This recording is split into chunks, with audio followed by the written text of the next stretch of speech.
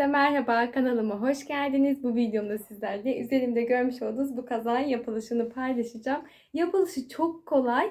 Böyle aslında kısa sürede yapabileceğimiz bir kazak ama benim için birazcık uzun oldu. Çünkü araya birkaç proje sığdırdım. Sonunda tamamladım. Birebir aynısını çalıştım modelle. Benden istediğiniz bir modeldi. Sadece ipim biraz kalın. Böyle tam bir kışlık kazak oldu da diyebiliriz aslında. Bu sene bu tarz kazaklarda oldukça moda. O yüzden değerlendirip hemen sizlerle paylaşmak istedim. Çok heyecanlıyım çünkü daha yeni bitirdim. Biliyorsunuz ki her projenin sonunda çok fazla heyecanlanıyorum ve heyecanımı hemen sizlerle paylaşıyorum. Şimdi çok uzatmadan birazcık kazaktan bahsetmek istiyorum. Normal düz bir örgü gibi aslında bildiğimiz bir model ama sadece farkı omuzdan başlıyoruz. Az kısma doğru ördüğümüz için bakın farklı bir modelmiş gibi duruyor sanki. O da buna ayrı bir hava katıyor. Ben çok beğendim o yüzden. Bakar mısınız duruşuna? Gayet güzel gözüküyor. Kolda da yine aynı şekilde. Başladığımız nokta mesela şu uç kısımda değil, kol kısmında koldan alta doğru başladık. Sonunda bitirdiğimiz yerde lastiğimizi yaptık. Kol lastiğimizi yaptık. Ben böyle kışlık bir ip kullandım. Kalın bir ip kullandım. Başlangıç esnasında da birazcık ipimden bahsediyor olacağım ama kısaca bahsetmek istiyorum yine. Elimde olan bir ipti. Böyle sanırım 3 yıl önce almıştım. Bir markete gelmişti. Belki de 2 yıl önce, tam emin değilim. 5 paket, 5 yumak daha doğrusu 5 yumak kullandım. Dediğim gibi elimde olan bir ip olduğu için markasını veremeyeceğim. Çünkü üzerinde etiket de yoktu. 5 yumağa yakın kullandığımı düşünüyorum. Çünkü elimdeki iplerimin tamamı bitti. Yarım olan iplerim de vardı. O yüzden tahmini 5 yumağın tamamı gitti diye söyleyebilirim. Şunu da söylemek istiyorum. Benimle aynı ölçülerde yapacaksınız. Birebir aynısını yapacaksınız. 5 yumak yeterli. Ama bir sıra fazla yaparım. Ya da işte birazcık büyütürüm diye düşünüyorsanız 5 yumak asla yetmez. Onu söylemek istiyorum. Çünkü elimde hiç ipim kalmadı. 6 yumak almanız gerekiyor. 4 milim tığ kullandım. Birazcık böyle yumuşak bir dokuda olsun istediğim için. O yüzden de gayet güzel oldu. Bakın. Boyutu da gayet güzel oldu bence. Genişliği de güzel oldu. Böyle dar çalışmadım. Geniş, rahat oldu. Bence M beden içinde olabilir ama birazcık salaş olsun istiyorsanız S beden için uygun diyebiliriz. S beden 36 beden için uygundur.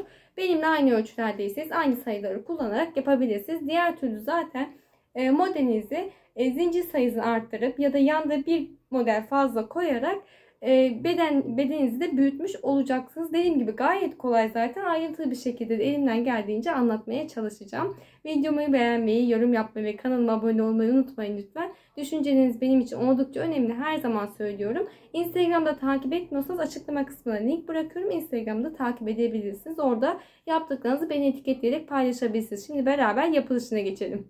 Öncelikle kullanacağım malzemelerden bahsetmek istiyorum. Elimde olan bir tane ip vardı bu şekilde. Yıllar öncesinde aldığım için inanın markasını hatırlamıyorum. Hatta bir markete gelmişti. Marketten almıştım. Belki sizin de elinizde vardır. Yoksa bu tarzda yünlü bir ip tercih edebilirsiniz. Ya da koton bir iple de çok güzel olacağını düşünüyorum. Ben sadece elimde olan bir ipi kullanmak istedim. Renk olarak da yakın olduğu için modeli aslında bu ipimi kullanmayı tercih ettim. 4 milim tığ kullanacağım. Siz de ipinize uygun numarada tığ tercih edebilirsiniz. Şimdi beraber başlangıcımızı yapalım. Öncelikle modelimize sırt kısmından başlayacağız. Çünkü sırt kısmında herhangi bir işlem yapmadan dümdüz bir başlangıç yapıp istediğimiz boyuta kadar ilerliyor olacağız. O yüzden sırt kısmından başlangıç yapmak istedim. İpimin ortasına tığımı yerleştiriyorum. Döndürdüm. Bir tane zincirimi çekerek başlangıcımı yaptım. Ve devam ediyorum. Toplamda 66 tane zincir çekiyoruz. Toplamda 66 tane zincirimizi çektikten sonra 66. zinciri parmağımla tutuyorum. Bir tane zincir çektim. Tekrardan 66. zincirimin içerisinden tığımı geçirdim. İpimi çekiyorum ve tek seferde çekerek sık iğnemi yaptım. Yandaki zincirden tığımı geçirdim. İpimi çekip tek seferde çekerek sık iğnemi yapıyorum. Yandaki zinciri atladım. İpimi çekiyorum. Tek seferde çekip sık iğnemi yapıyorum. Bu şekilde her zincire bir tane sık iğne yaparak sıra sonuna kadar devam ediyoruz. Şimdi son zincirimin içerisinden tığımı geçirdim. İpimi çekiyorum. Tek seferde çekerek sık iğnemi yaptım. Son zincirime de bir tane sık iğnemi yaparak sıramı tamamladım. Daha sonrasında örgümüzün arka tarafını çeviriyoruz. 1, 2, 3, 4 tane zincir çekerek başlangıcımı yapıyorum. Tığım üzerine ipimi bir kez aldım. Hemen dibindeki boşluktan tığımı geçiriyorum. İpimi 1-2 seferde çekerek bir tane ikili trabzan yapıyorum. Tığım üzerine ipimi bir kez aldım. Tekrardan aynı boşluğa döndüm. 2 seferle çekip ikili trabzanımı yapıyorum. Tığım üzerine ipimi bir kez aldım. Bir kez daha aynı boşluğa batarak ikili trabzanımı yaptım. Ve bu şekilde bakın bir tane boşluk yapmış olduk ve 3 tane ikili trabzan yapmış olduk başlangıçta. Tığım üzerine ipimi bir kez aldım. 1, 2, 3, 4 tane boşluk atlıyorum. 5. boşluktan tığımı geçirdim. İpimi çekip bir tane ikili trabzan yapıyorum. Tığım üzerine ipimi bir kez aldım. Aynı boşluğa döndüm. 2, bir kez daha aynı boşluğa dönüyorum. 3 tane ikili trabzan yaptım. Bir zincir çektim. Tığım üzerine ipimi bir kez aldım. Aynı boşluğa dönüyorum. 1, 2, 3 tane ikili trabzan yapıyorum. Bakın modelimiz bundan ibaret zaten. Hep aynı işlemi tekrarlıyor olacağız. Tığım üzerine ipimi bir kez aldım. 1, 2, 3, 4 tane boşluk atladım. 5. boşluktan tığımı geçiriyorum. İpimi 2 seferde çekip ikili trabzanımı yaptım. Tığım üzerine ipimi bir kez aldım. Aynı boşluğa dönüyorum. 2, 3 tane ikili trabzan yapıyorum. Bir zincir çektim. Tığım üzerine ipimi bir kez aldım. Aynı boşluğa batıyorum. 1, 2, 3 tane ikili trabzan yapıyorum. Tığım üzerine ipimi bir kez aldım. 1, 2, 3, 4 tane boşluk atlıyorum. 5. boşluktan tığımı geçirdim. İpimi 2 seferde çekerek bir tane ikili trabzan yapıyorum. Tığım üzerine ipimi bir kez aldım. Aynı boşluğa dönüyorum. 2, 3 tane ikili trabzan yapıyorum. Bir tane zincir çektim. Tığım üzerine ipimi bir kez aldım. Tekrardan aynı boşluğa dönüyorum. 1, 2, 3 tane ikili trabzan yapıyorum. Dediğim gibi modelimiz hep bu şekilde. Hep aynı işlemi tekrarlıyor olacağız. Sıra sonuna kadar hep aynı işlemi devam edip geliyorum. Sıra sonuna kadar ilerledim. Şimdi sonda saydığımızda 1, 2, 3, 4, 5 tane boşluğumuz var. 4 tane boşluğumuzu atlayıp 5. boşluğuma yani son boşluğumdan tığımı geçiriyorum. İpimi çektim ve bir tane ikili trabzan yaptım. Devam ediyorum. 2, 3 tane ikili trabzan yaptım. Bir tane zincir çektim. Tığım üzerine ipimi bir kez aldım. Tekrardan aynı boşluğa dönüyorum. Bir tane daha ikili trabzan yaparak sıramı tamamlıyorum. Şimdi burada yarım bir şekilde yapıyoruz. Normalde modelimiz neydi? 3 tane ikili trabzan, bir zincir, 3 tane ikili trabzandı. Ama sonda ve başlangıçta aynı şekilde başlangıçta da yarım yaptım. 3 tane ikili trabzan, bir zincir, tekrardan aynı boşluğa bir tane ikili trabzan yapıp burada sıramızı tamamlıyoruz. Başlangıçta da 4 tane zincir çekip dönüşümüzü sağlayıp aynı boşluğun içerisine 3 tane ikili trabzan yapmıştık. Yarım bir şekilde modelimizi yapıp başlangıç yapmıştık. Kenar kısımlarını düz bir şekilde ilerletebilmek için bu şekilde yapıyoruz. Şimdi modelimin arka kısmını dönüyorum. Bir tane zincir çektim. Hemen dibindeki bakın ikili trabzanın tepesine batıp bir tane sık iğnemi yaptım. Yandaki boşluktan tığımı geçiriyorum. İpimi çekip sık iğnemi yapıyorum. Yandaki ikili trabzanın tepesinden tığımı geçirdim. Sık iğnemi yapıyorum. Yandaki ikili trabzanın tepesine tığımı geçirip sık iğnemi yapıyorum. Yandaki ikili trabzanın tepesine battım. Bakın devamında buradaki boşluk kısmına batmıyoruz. Direkt ikili trabzanın tepesine batarak devam ediyorum.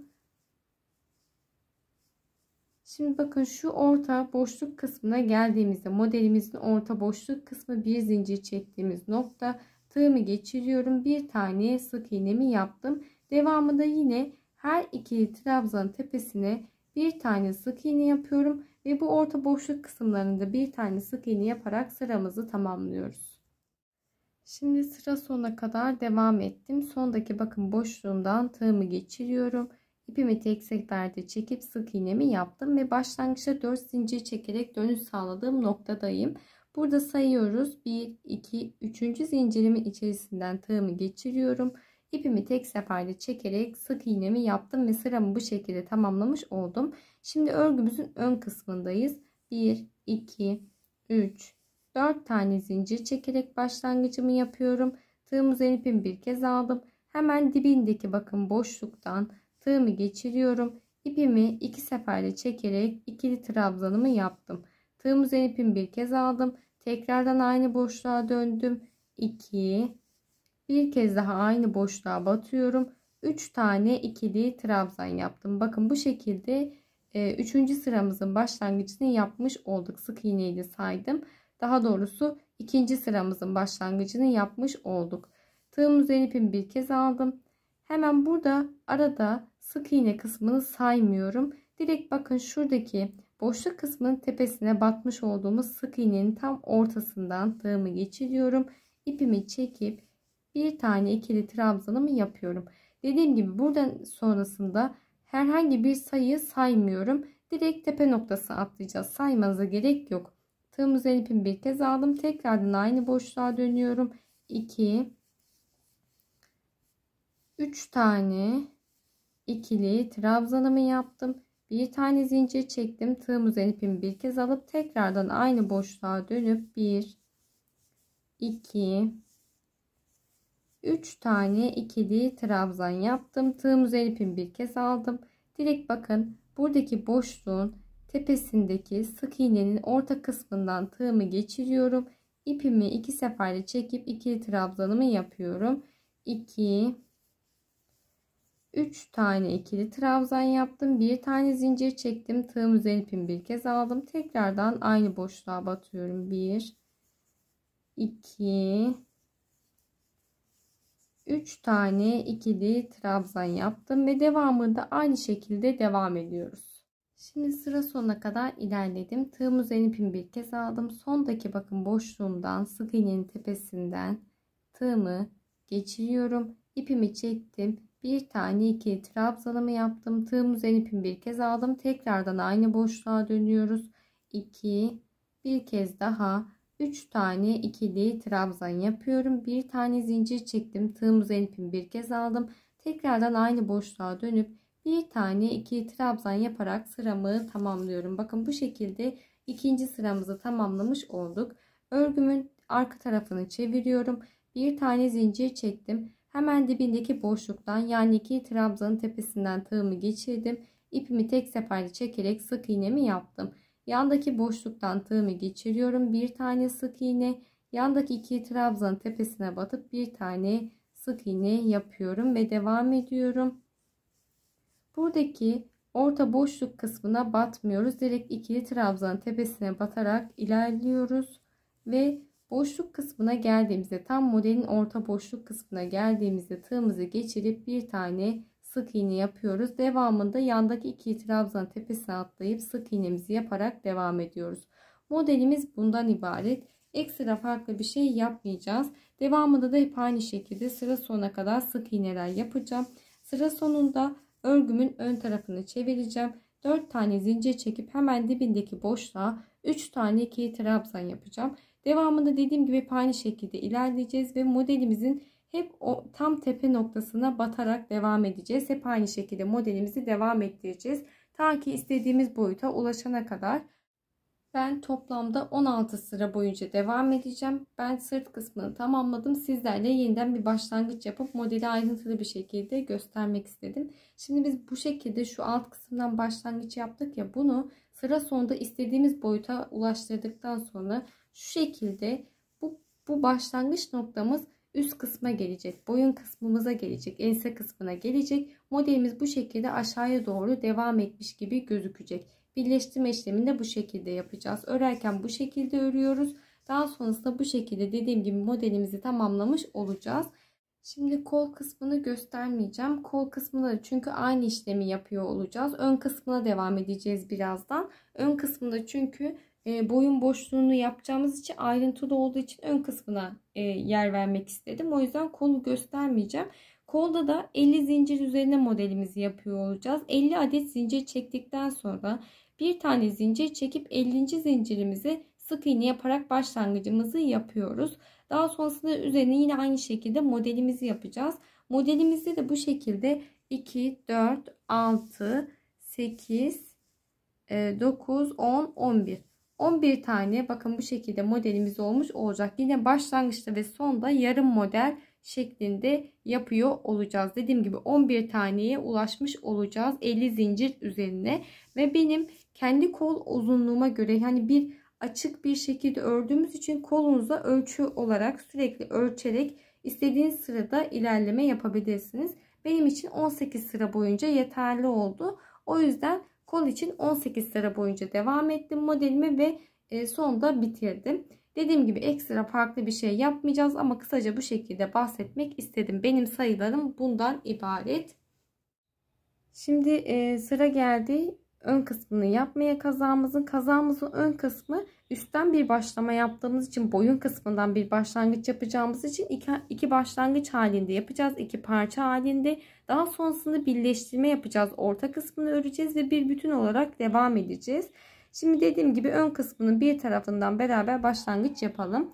Bir tane zincir çektim. Devam ediyorum. 2, 3, 4, 16 tane zincir çektim. 16. zincirimizi parmağımızla tutuyoruz. Bir tane daha zincir çekiyoruz. Daha sonrasında 16. zincirin içerisinden tığımı geçirdim. İpimi çekip tek seferde çekerek sık iğnemi yapıyorum. Yandaki zincirden tığımı geçirdim. İpimi çekip sık iğnemi yapıyorum.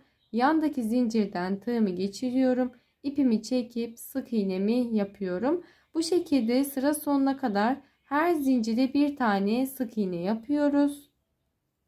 Son zincirden tığımı geçiriyorum. İpimi çekip tek seferde çekerek sık iğnemi yaptım.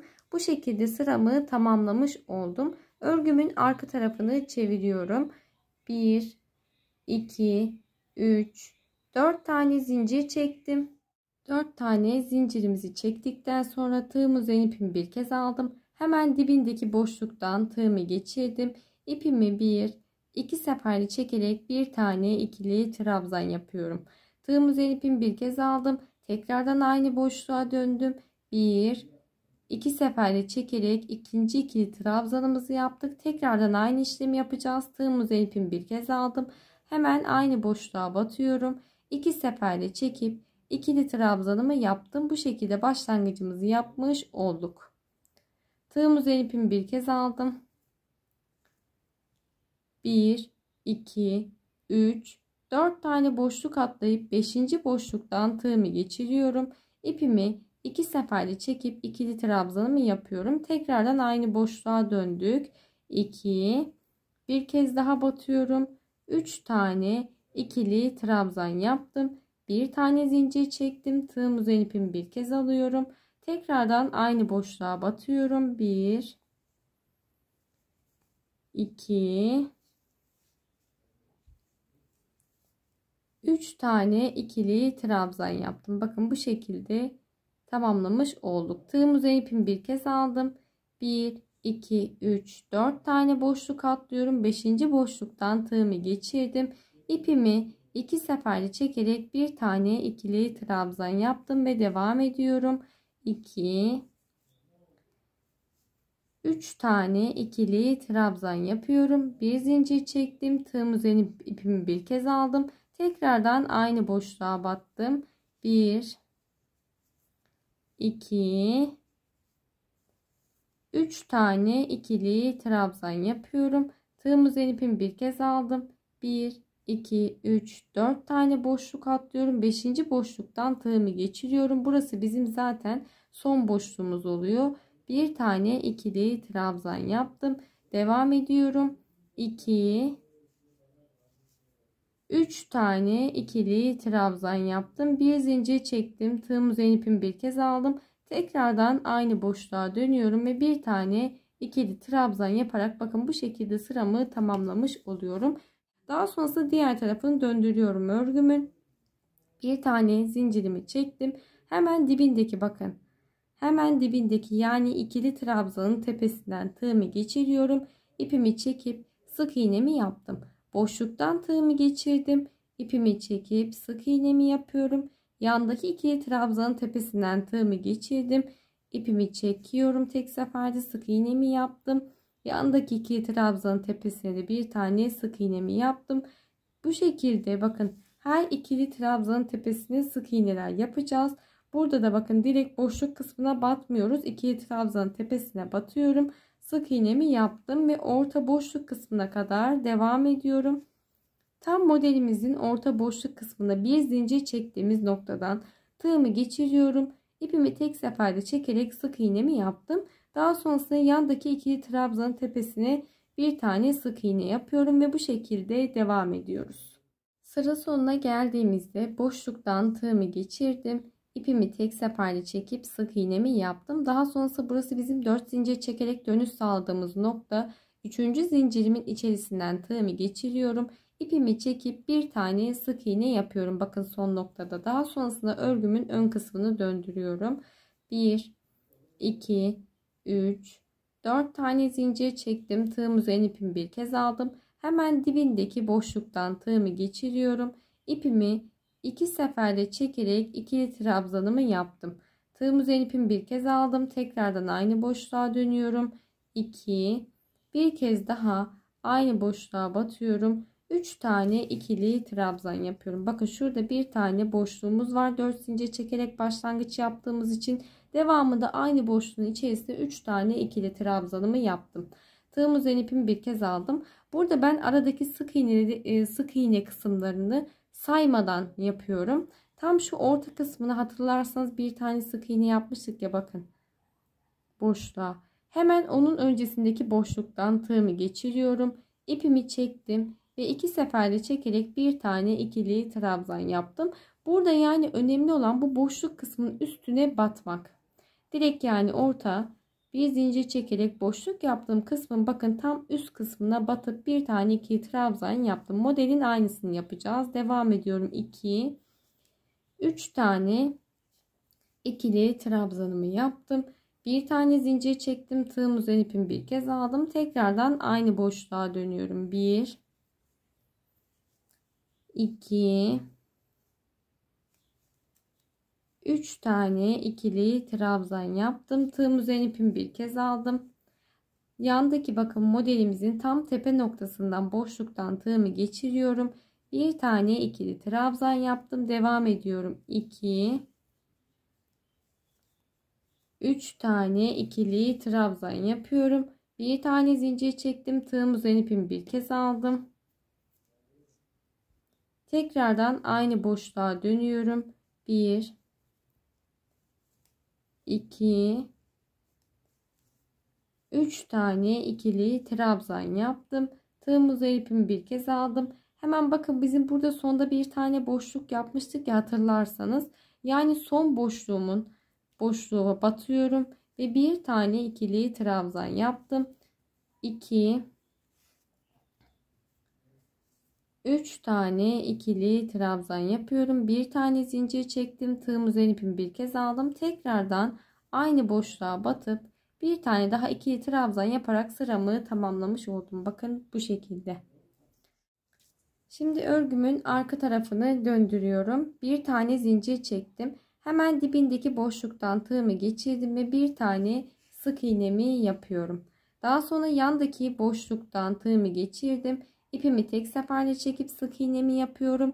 İkili trabzanın tepesine batıp sık iğnemi yapıyorum. Aynı alt sırada yaptığımız gibi her ikili trabzanın tepesine ve bu orta boşluk kısmına bir tane sık iğne yaparak devam ediyoruz. Sıra sonuna kadar ilerledim. Boşluk kısmından tığımı geçirip sık iğnemi yaptım. Daha sonra 4 zincir çekerek dönüşümü sağladığım noktaya yani 3. zincirimin tepesine batıyor. Sık iğnemi yaparak sıramı tamamlıyorum. Örgümün diğer tarafını döndürdüm. Şimdi 1, 2, 3, 4 tane zincirimi çekiyorum. Tığım üzerine ipimi bir kez aldım. Hemen dibindeki boşluktan tığımı geçirip bir tane ikili trabzan yaparak başlangıcımı yapıyorum ve devam ediyorum. 2 3 tane ikili trabzan yapıyorum. Bakın bu şekilde başlangıcımızı yapmış olduk 3. sıramızı. Tığımızın üzerine ipimizi bir kez alıyoruz. Hemen bir zincir çekip boşluk yaptığımız noktanın tepesindeki boşluktan tığımı geçiriyorum. Bir tane ikili trabzan yaptım. Devam ediyorum. 2 3 tane ikili trabzanımı yaptım. Bir tane zincir çektim. Tığım üzerine ipimi bir kez aldım. Hemen dibindeki boşluğa batıyorum. 1 2 3 tane ikili trabzan yapıyorum. Tığım üzerine ipimi bir kez aldım.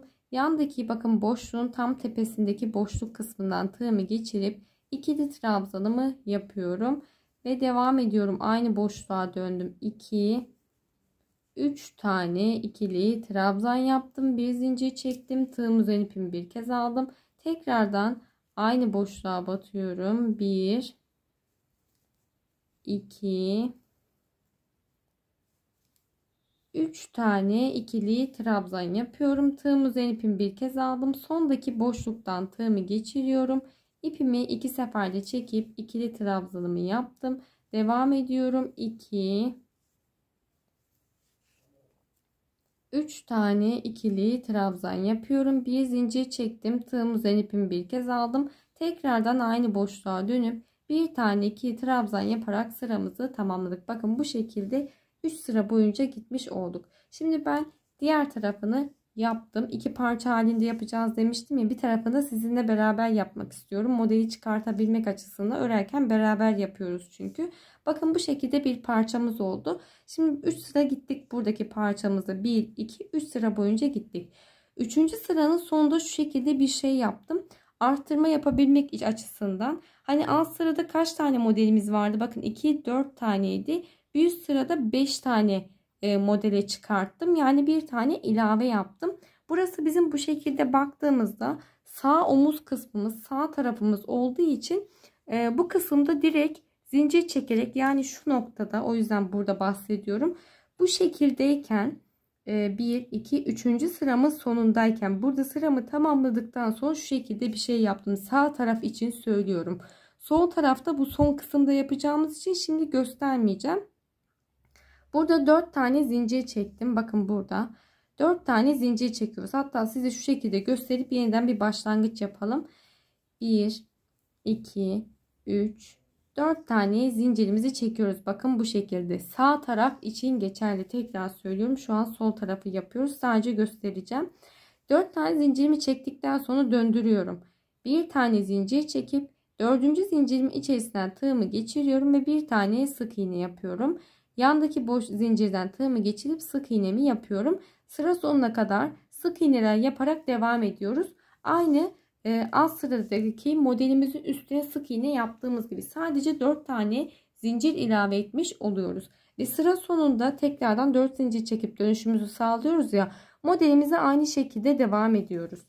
Bu en sondaki yarım yaptığım modeli üst kısmında yine son boşluğuma modelimi yapıyorum, fakat bütün halinde yapıyorum. Tam tepesine 3 tane ikili trabzan, bir zincir, 3 tane ikili trabzan yapıyorum. Devamında 4 zincirim olduğu için sondaki zincire de yarım şeklinde modelimi yapıyorum. Yani 3 tane ikili trabzan, bir zincir, bir tane ikili trabzan yaparak sıramı tamamlıyorum. Şimdi bu tarafta da aynısını yapacağız zaten. Yine de bu şekilde kısaca bahsetmek istedim. Çünkü yön farkı olunca aklınız karışabiliyor. Benim de aklım karıştı ve bu şekilde bir yöntem, model belirledim kendimce. Şimdi burayı söküyorum tabii ki. Çünkü modelimiz dediğim gibi şu an sol tarafı yapıyorum. O yüzden bir tane zincirimi çekip bırakayım.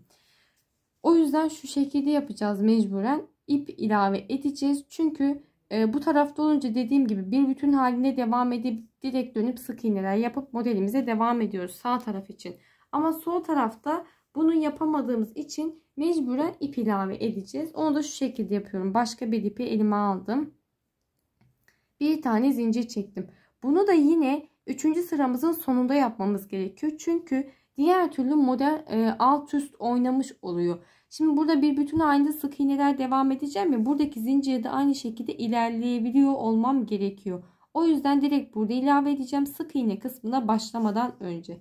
Bir tane zincirimi çektim, bakın bu şekilde.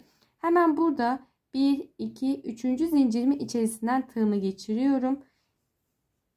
İlmeği tığıma geçirdikten sonra 3. zincirim içerisinden çektim. Devam ediyorum. Bakın bir tane zincir çektim. 2 3 4 tane zincirimi çekiyorum. Hatta bir tane fazla çekelim. 5 tane zincirimizi çekiyoruz bu noktada. Yine ipimizi keselim. Sadece bakın burada bir bağlantı yaptım. 5 tane zincir çektim. Bir tane modelimizde arttırma yapabilmek için. Şimdi şu şekilde tutuyoruz. Bakın.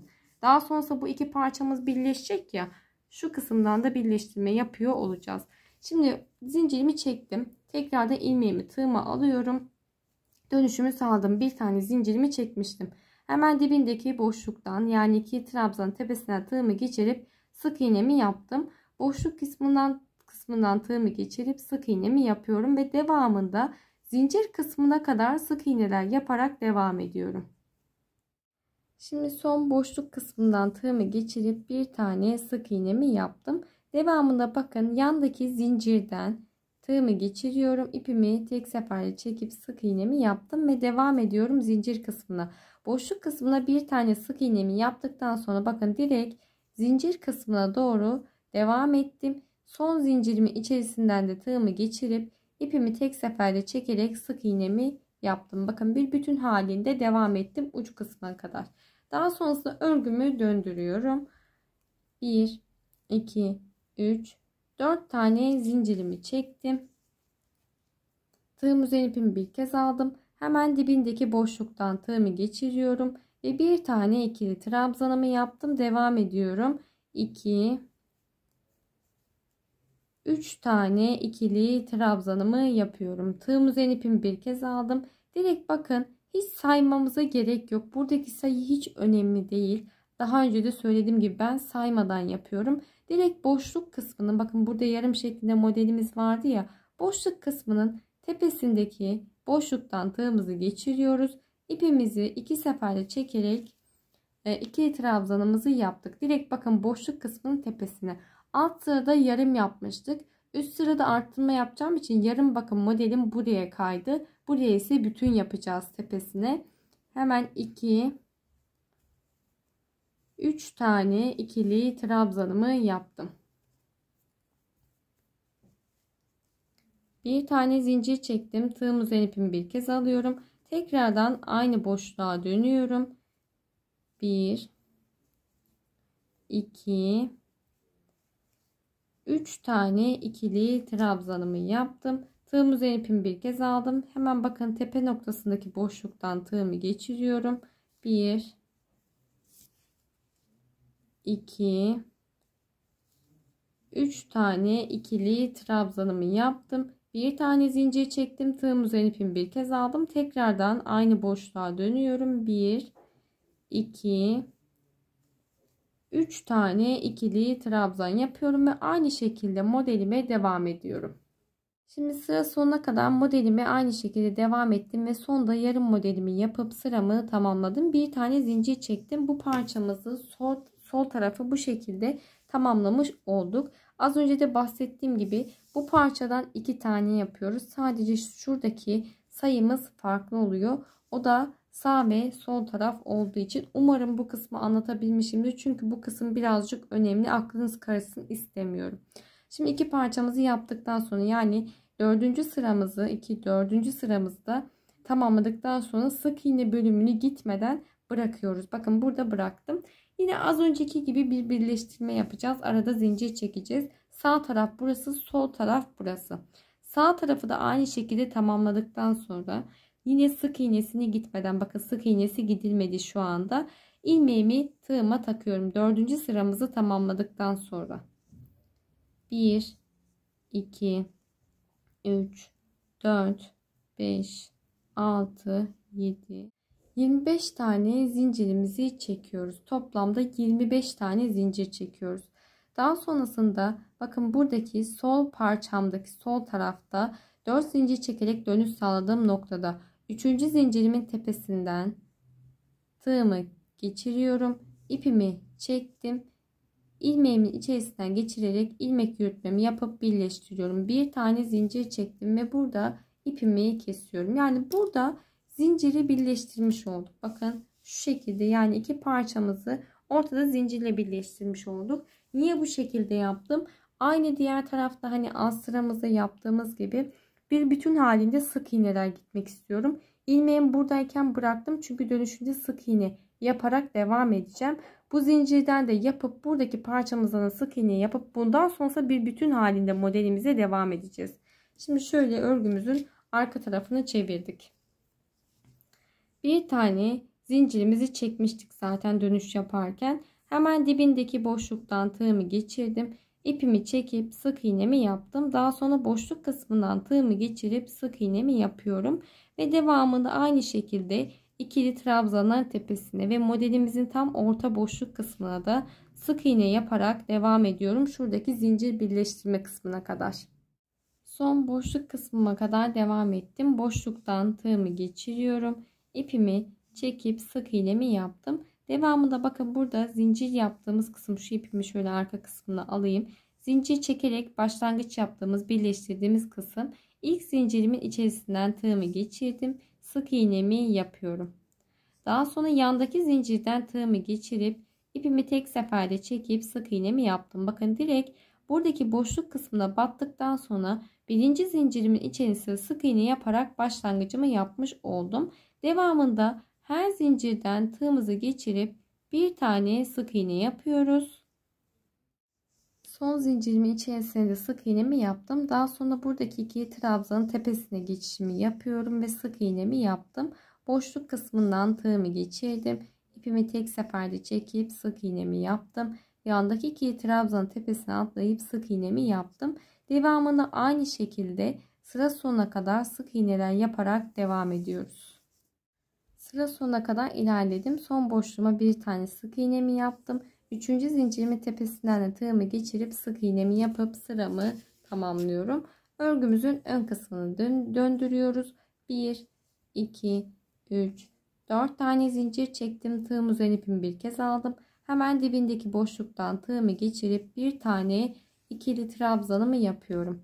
Tığım üzerine ipimi bir kez aldım. Tekrardan aynı boşluğa döndüm. 2, bir kez daha batıyorum. 3 tane ikili trabzan yaparak sıramızın başlangıcını yapmış olduk. Tığım üzerine ipimi bir kez aldım.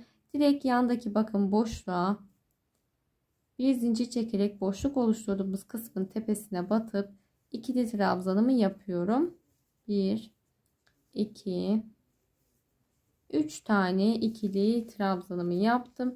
Bir tane zincir çekip tekrardan aynı boşluğa dönüyorum. 1,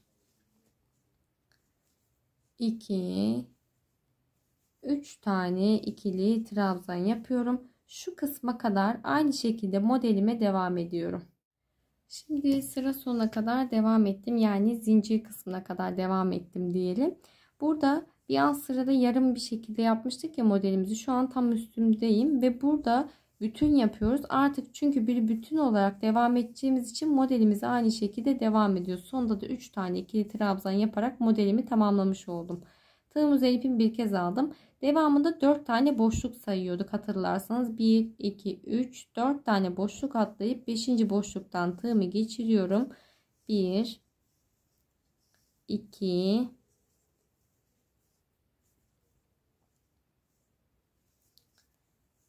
3 tane ikili trabzan yaptım. Bir zincir çektim. Tığım üzerine ipimi bir kez alıp tekrardan aynı boşluğa döndüm. 1, 2, 3 tane ikili trabzanımı yapıyorum. Tığım üzerine ipimi bir kez aldım. 1, 2, 3, 4 boşluk atlıyorum. 5. boşluktan tığımı geçirdim. Bir tane ikili trabzan yaptım. Devam ediyorum.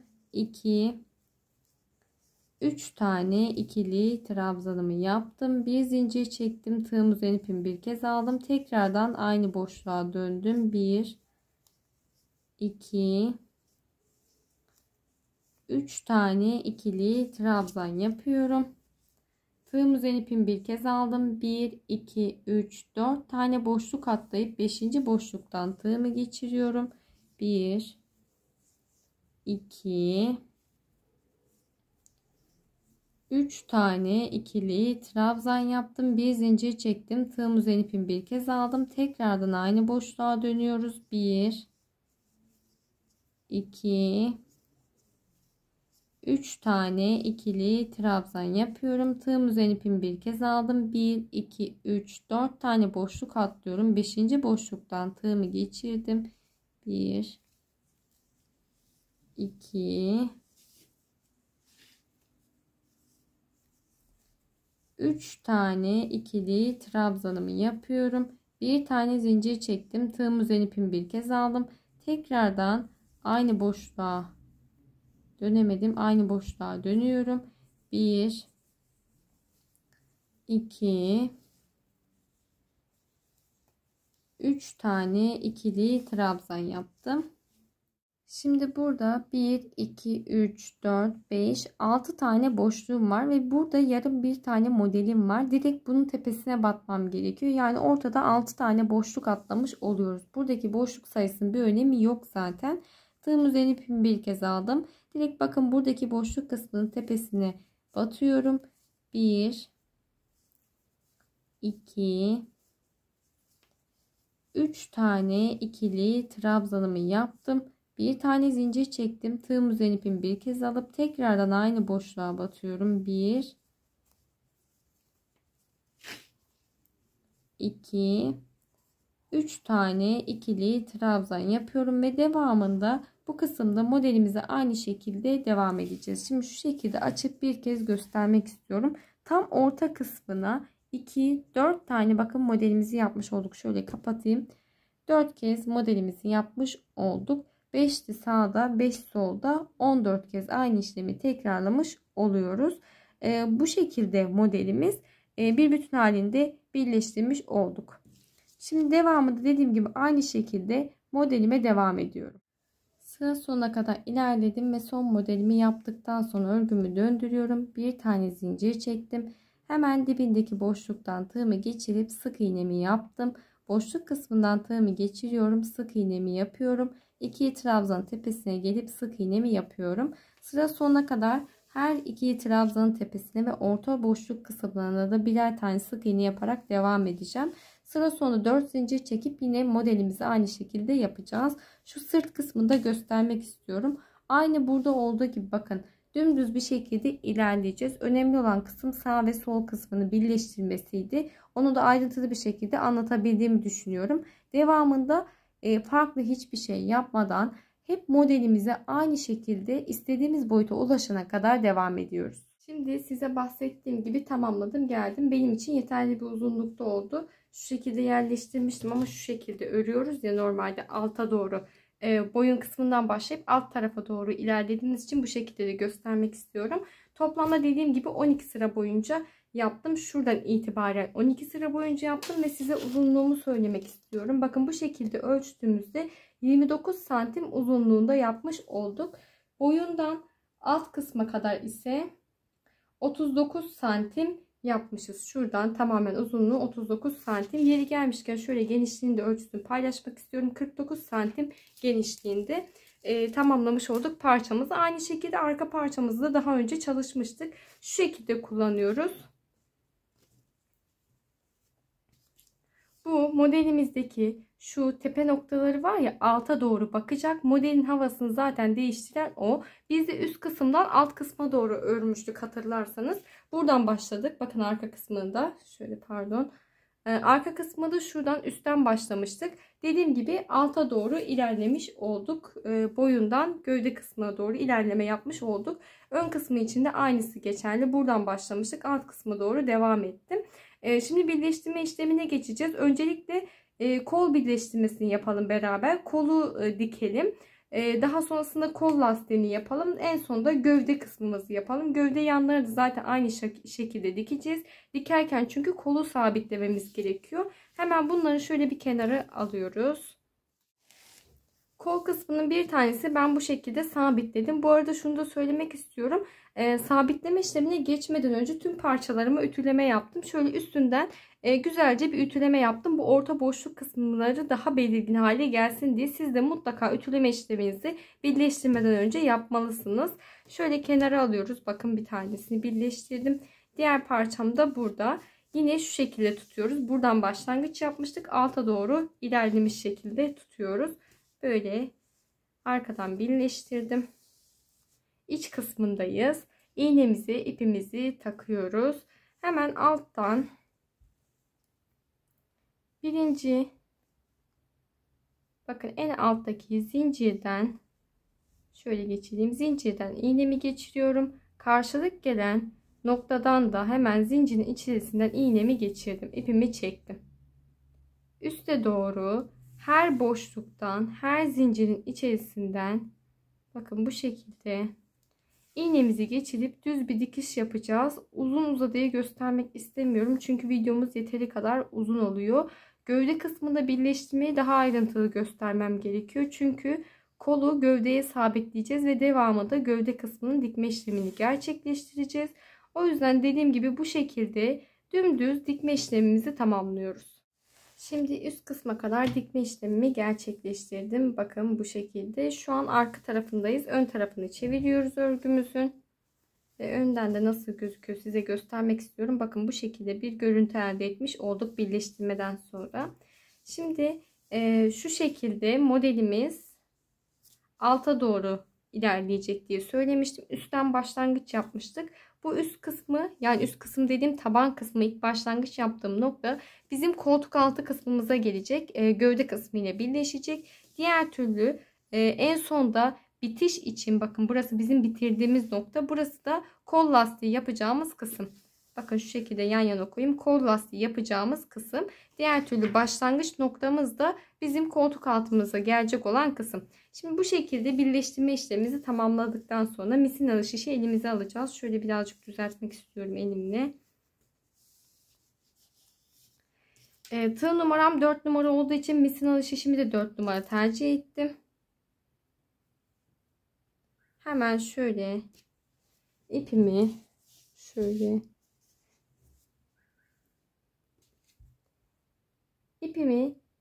bir tane zincir çekiyorum. Bakın ipim elimde bir tane zincir çektim, bıraktım.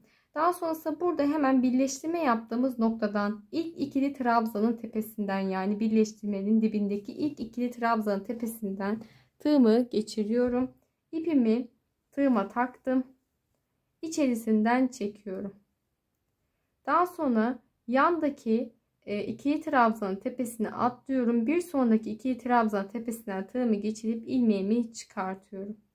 Yandaki ikili trabzanın tepesine atladım. Bir sonraki ikili trabzanın tepesinden tığımı geçirip ilmeğimi çıkarttım. Bakın bu şekilde. Daha sonrasında şişimi içerisinden geçiriyorum. Bir tane ikili trabzanın tepesine atlıyorum. Bir boşluk atlıyorum. Daha doğrusu diğer boşluktan tığımı geçirdim. İpimi tığ yardımıyla çekip şişime takıyorum. Bir tane boşluk atladım. Diğer boşluktan tığımı geçiriyorum. İpimi çekip direkt bakın şişimize takıyoruz. Bir tane boşluk atlıyorum. Diğer boşluktan tığımı geçirdim. İpimi çekip şişime takıyorum. Bu şekilde ilmek çıkartmalar yapıyoruz. Bir tane boşluk atlayıp diğer boşluktan tığımı geçiriyorum. İpimi çekip direkt şişime takıyorum. Normalde her boşluktan bir tane ilmek çıkarttığımızda, ilk başta o şekilde yapmıştım, çok bol oluyor. Yani bu bollukta devam ediyor, genişlikte devam ediyor. O yüzden ben de birazcık bakın bu şekilde dar olsun. Görüntü olarak da hani bu kısım böyle daha bombeli durduğu için bu kısmı dar olması için bir tane boşluk atladım her seferinde. Bir tane atlıyoruz. Diğer boşluktan tığımızı geçirip ilmeğimizi çıkartıp şişimize takıyoruz. Sıra sonuna kadar hep aynı işlemi tekrarlayıp geliyorum. Şimdi tüm ilmeklerimi şişime toparladım. Bakın bu şekilde. Daha sonrasında örmeye başlayacağız. Hemen bakın ilk ilmeğimden şişimi geçiriyorum. Düz bir örgü yaparak başlangıcımı yapıyorum. İkinci ilmeğimde ipim önde. Önden çekiyorum. İpimi arkadan çekip düz ilmek yapıyorum. İpim önde, ters ilmek, ipim arkada, düz ilmek. İpimi öne alıyorum, önden çekiyorum. Ters ilmek, ipimi arkada, arkadan çekiyorum, düz ilmek. İpimi öne aldım, önden çektim, bir tane ters ilmek, ipimi arkaya alıp bir tane düz ilmek yapıyorum. Bir ters, bir düz şeklinde lastik kısmımızı tamamlıyoruz. Şimdi bu hep bu şekilde devam edecek. Hemen sıramı tamamlayıp geliyorum. Şimdi sıramı tamamladım, geldim. Yeni sıramızın başlangıcını yapacağız. Misina şiş olduğu için zaten sürekli bir dönme şeklinde bir üst sıranın başlangıcını yapıyor olacağız. Ekstra farklı bir şey yapmayacağız yani. İlk ilmeğimi düz örmüştüm. Düz ilmek, yani ipim arkada çekiyordum. Yine ipim arkada düz yaptım. İpimi öne alıyorum. İkinci ilmeğim tersi, ters ilmek. Üçüncü ilmeğim düz ilmek, düz, ters, ters ilmek. İpim arkada, düz ilmek, ipim önde, ters ilmek. Yani bir alt sırada hangi işlemi yaptıysak düzün üstüne düz, tersin üstüne ters ilmek yapıyoruz. Lastik kısmı boyunca istediğimiz uzunluğa ulaşana kadar hep bu şekilde devam ediyoruz. 9 sıra boyunca git gel yaptım. Bence yeterli genişlikte oldu. Dilerseniz daha uzun da yapabilirsiniz. 10. sıramda kesme işlemi yapacağım ve lastiğimizi tamamlamış olacağız. Yine başlangıç noktama geldiğimde hemen bakın şişimi iki tane ilmeğimden aynı anda geçiriyorum. İki tane ilmekten aynı anda geçiriyorum. İpimi arkadan çektim tek seferde ve bir ilmek olarak çekmiş olduk. Çektiğimiz ilmeğimizi tekrardan şişimize takıyoruz. Yanına bir tane daha ilmek alıp tek seferde çekiyoruz. Çekmiş olduğum ilmeği tekrardan şişime taktım. Yanına bir tane daha ilmek ilave ediyorum. 2 ilmeği tek seferde çekerek bir ilmek yapıyorum. Çektiğim ilmeğimi şişime takıyorum. Yanına bir ilmek daha aldım. Tek seferde çekip eksiltmemi yaptım. Çekmiş olduğum ilmeği tekrardan şişime takıyorum. Yanına bir ilmek daha aldım. Tek seferde çekiyorum. Bakın bu şekilde eksiltme işlemimize devam ediyoruz. Sıra sonuna kadar devam ettim ve tek bir tane ilmeğim kaldı. Onu da bu şekilde bırakıyorum. Tığımı elime aldım. Hemen yandaki birinci eksiltmemizin içerisinden bakın arkadan tığımı öne doğru geçirdim. Daha sonrasında bu ilmeğimi arka kısmına çekiyorum. Tığ yardımıyla iç kısmına çekiyorum. İç kısmında iki tane zincirimi çektim sıkı bir şekilde. İpimi kesip artık sıramızı tamamlamış olduk. Kol lastiğimizi tamamlamış olduk. Eğer ilmeğimizi arkaya çekmeden bir tane zincir çekip burada tamamlarsak birleşmiş olmadığı için görüntü olarak çok güzel gözükmüyor. O yüzden bu şekilde bir bitiş yaptığımızda bakın dümdüz bir görüntü elde etmiş olduk. Lastik uzunluğu da bence gayet iyi oldu. Şimdi kol lastik kısmını tamamladıktan sonra kol ile ilgili yapacağımız işlemler bitmiş oluyor. Sıra geliyor gövde kısmını birleştirmeye. Gövde kısmını birleştireceğiz. Yine aynı şekilde bakın. Şöyle. Düz kısımlar iç kısımda kalacak. Bakın modelimizi az önce de söylemiştim. Alta doğru ilerliyor. Üstte başladığımız nokta var. Bunu unutmayalım lütfen. Daha sonrasında ön kısmımızın da arka tarafını çeviriyoruz. Şimdi ön kısmı ile arka kısmını yerleştirme işlemini tamamladıktan sonra şu şekilde yapacağız. Öncelikle bu omuz kısımlarının birleştirmesini yapacağız. Yine aynı şekilde düz bir dikiş yapacağım. Bakın bu noktaya kadar. Daha sonrasında ipimi kesip buradaki omuz kısmının birleştirmesini yapıp geliyorum. Şimdi bakın omuz kısımlarının birleştirmesini tamamladım. Dikme işlemimi gerçekleştirdim. Önden de bu şekilde gözüküyor. Hala arka tarafında devam edeceğiz. Ön kısmını çevirmeden. Şimdi kolun ön kısmını çevirmiştik ya, hemen tersini çevirelim kol kısmının. İyice düzenledikten sonra şu dikerek birleştirme yaptığımız kısım kolumuzun alt kısmına geliyor olması gerekiyor. Ona göre bir yerleştirme yapıyoruz. Üst kısmına değil, bakın alt kısmına gelirse daha güzel gözükecektir. O yüzden alt kısmına gelecek şekilde bir ayarlama yapalım. Şimdi kol kısmının bakın dikiş kısmı şurada. Şu tarafta alt kısmında kalıyor. Yerleştirdik. Tam şöyle omuzdan bir hizalama yapıyoruz. Bu arada örgümüzü de iyice düzeltelim. Eşit gelecek şekilde. Tamam. Bakın boşluklar birbirine eşit gelecek şekilde düzenlemesini yaptım. Daha sonrasında burada hemen kol kısmından da başlangıcımı yapacağım. Şu şekilde yerleştirdim. Alttaki dikme işlemime başladığım noktadan birleştirme yapacağım. Ne kadar geliyor? Şuradan başlamam gerekiyor. Bakın şuradaki noktadan başlamam gerekiyor. Direkt iğnemi geçirdim.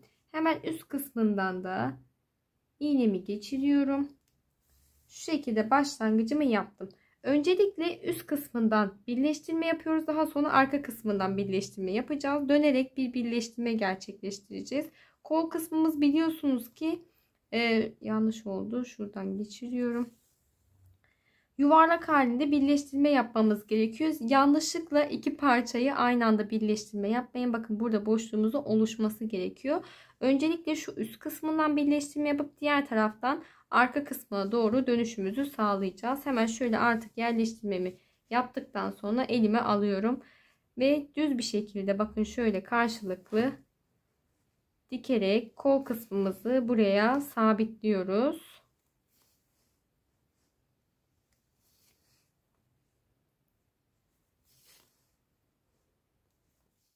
Şimdi bahsettiğim gibi tüm kol etrafında dolaştım, geldim ve bakın burada bu şekilde bir boşluğumuz var. Hemen burada gövde kısmına doğru ilerleme yapacağım. Boşluktan iğnemi geçirdim. Karşı tarafla birleştirme yapacağım. Dediğim gibi eşit bir şekilde ilerlememiz gerekiyor. Yoksa modelimizde kayma oluyor ve bir taraf uzun bir taraf kısa olabilir. O yüzden dikme işlemimizi gerçekleştirirken modeli eşitlemeyi deneyin lütfen. Hani mesela şu boşluk kısmı ile boşluk kısmı alttaki bakın bu şekilde hep eşit bir şekilde dikiyor olmanız gerekiyor. Güzel bir sonuç elde edebilmek için. Şimdi buradan itibaren dediğim gibi düz bir dikiş yapıp gövde kısmının birleştirmesini tamamlayacağım. Aynı şekilde diğer taraf için de bu kolu sabitleyip gövde kısmını dikme işlemini gerçekleştirip geliyorum. Şimdi size bahsettiğim gibi gövde kısımlarını birleştirdim, geldim, ön tarafını çevirdim örgümün. Bakın bu şekilde gayet güzel oldu. Denedim, gayet de güzel olmuş bu arada. Şimdi şu alt kısmının lastiğini yapalım. Öncelikle hatta bu üst kısmının lastiğini yapalım. Boyun lastiğimizi yapalım. Daha sonrasında ise alt gövde kısmının lastiğini yapalım beraber. Farklı bir şey yok ama hani oval olduğu için, hani şöyle biraz ovalimsi bir görüntü olduğu için bu kısmının lastik çıkarmasını, nasıl lastik yaptığımızı daha doğrusu göstermek istiyorum. Yani en azından beraber bir başlangıç yapalım istiyorum.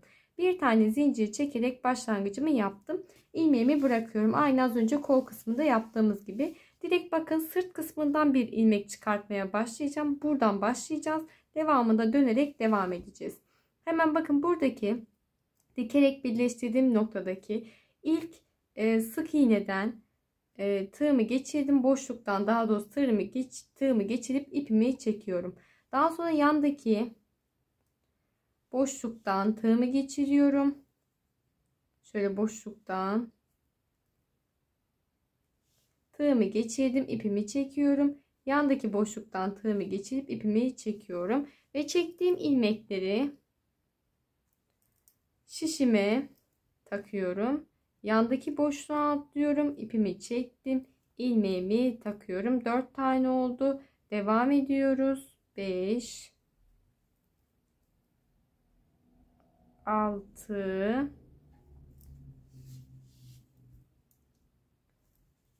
7 8 tane ilmeğimi çıkarttıktan sonra bir tane boşluğumu atlıyorum. Diğer boşluğumdan tığımı geçirip ipimi çekip ilmeğimi çıkartıyorum. Devam ediyorum. Bir tane çıkarttım ya. 2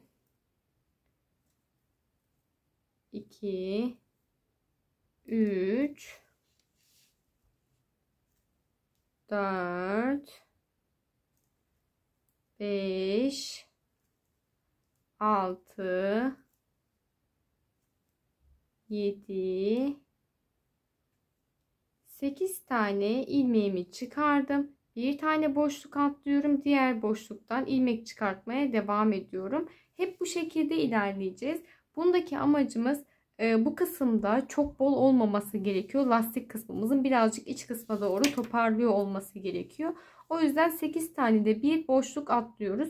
Devamında aynı şekilde her boşluktan sık iğneden ya da zincirden şöyle ilmeklerimi toparlayarak bu kısma kadar devam ediyorum.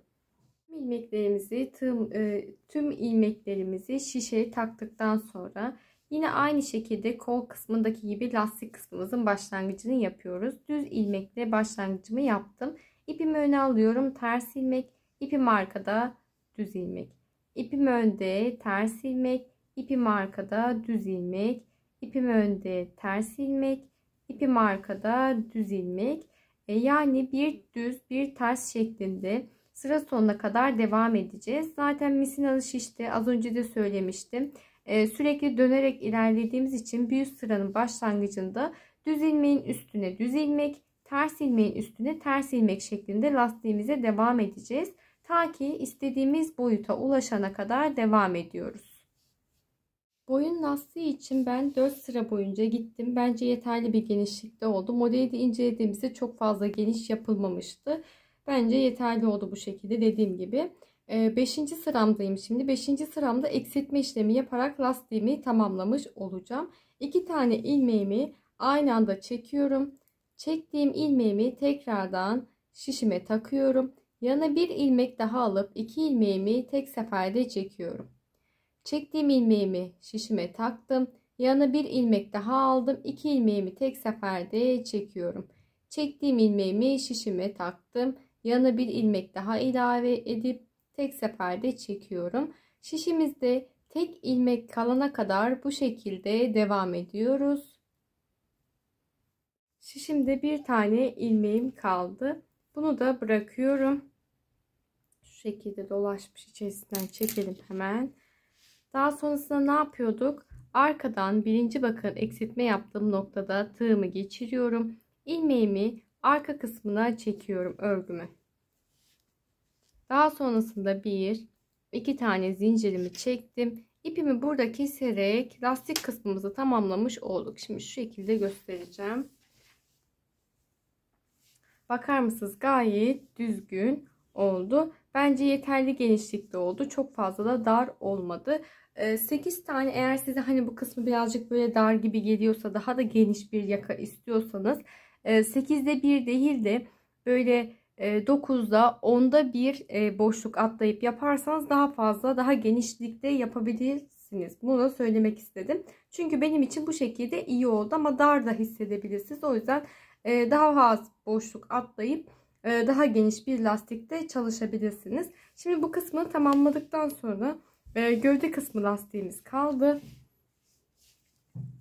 Hemen gövde kısmı için de buradan ilmek çıkartmaya başlayacağız. Yine aynı şekilde yapıyoruz lastiğimizi. Bir tane zincir çekip ilmeğimi bıraktım.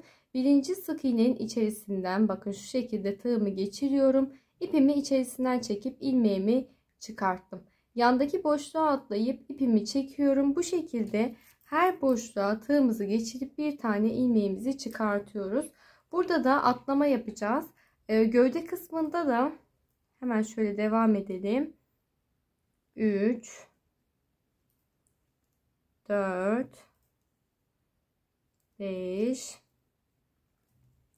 6 7 8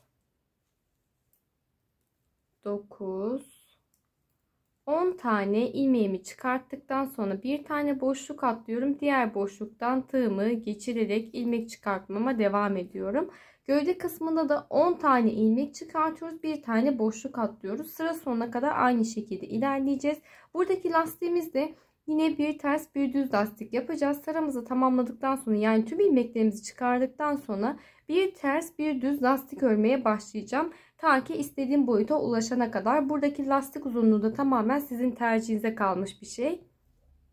Şimdi ben size bahsettiğim gibi 6 sıra boyunca gittim. Bence yeterli bir uzunlukta oldu. Şu an 7. sıramın başlangıcındayım. 7. sıramızı eksiltme yaparak lastik kısmımızı tamamlayacağız.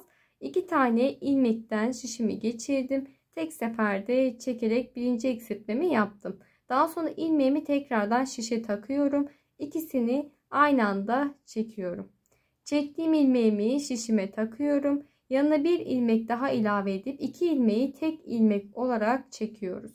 Çektiğim ilmeğimi takıyorum. Yanına bir tane daha aldım. Tek seferde çekip eksiltmemi yaptım. Sıra sonunda bir tane ilmeğimiz kalana kadar bu şekilde devam ediyoruz. Şimdi son bir tane ilmeğim kaldı. Tığımı bakın ilk eksiltme yaptığım noktadan, boşluktan geçirdim. İpimi arka iç kısmına çekiyorum. 2 tane zincirimi çekip burada ipimi keserek artık lastik kısmımızı tamamlamış olduk. Lastik kısmı tamamlamakla beraber kazağımızı da tamamlamış olduk aslında. Şu şekilde göstermek istiyorum sizlere ekranı sığdığı kadarıyla. Lastik de gayet güzel oldu. Dilerseniz daha sıkı çalışmak isterseniz lastik kısmını daha çok eksiltme yapmanız gerekiyor. Boşluk atmanız gerekiyor. Bunu da söylemek isterim. Şimdi bu şekilde tüm kazağımızı tamamlamış olduk. Benimle aynı ölçülerdeyseniz, aynı sayılarda yapacaksanız toplamda 5 tane yumak kullandım. Bunu da söylemek istiyorum. İpinize ve elinize ayarına göre değişiklik gösterebilir. Hani bir tık daha bile uzun yapmak isteseniz, elimde hiç ipim kalmadı. Daha büyük çalışmak isterseniz 6 yumak almalısınız. Videomu beğenmeyi, yorum yapmayı ve kanalıma abone olmayı unutmayın. Bir sonraki videoda görüşmek üzere. Hoşça kalın.